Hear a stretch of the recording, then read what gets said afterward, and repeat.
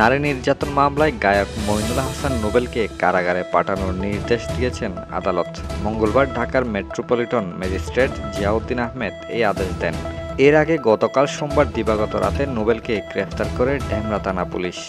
Police জানায় ৬ মাসের বেশি সময় ধরে এক তরুণীকে বাসায় আটকে রেখে ধর্ষণ করেন নোবেল। ঢেমরা পুলিশ সূত্রে জানা গেছে ২০১৮ সালে সামাজিক যোগাযোগ মাধ্যমে নোবেলের সাথে ভুক্তভোগীর পরিচয় হয়। এরপর নোবেলের সাথে ভিকটিমের মাঝে মধ্যে মুঠোফোনে যোগাযোগ হতো। গত ২০২৪ সালের ১২ই নভেম্বর নোবেল মোহাম্মদপুরে গিয়ে ভুক্তভোগীর সাথে দেখা করে। এক পর্যায়ে স্টুডিও দেখানোর উদ্দেশ্যে নিজ বাসায় নিয়ে যায় নোবেল। এরপর আরও ২ থেকে ৩ জন অজ্ঞাত সহযোগীর সহায়তায় নোবেলের বাসায় তাকে আটকে রাখা হয়। ঘটনার সময় নোবেল ভিকটিমের মোবাইল ভেঙে ফেলে। এছাড়া নেশাগ্রস্ত অবস্থায় মারধর করে ধর্ষণ করে ভিডিও ধারণপূর্বক ভিডিও সামাজিক যোগাযোগ মাধ্যমে ছড়িয়ে দেওয়ার হুমকি দিয়ে মে মাসের ১৯ তারিখ ২০২৫ পর্যন্ত ভুক্তভোগীকে আটকে রাখে নোবেল।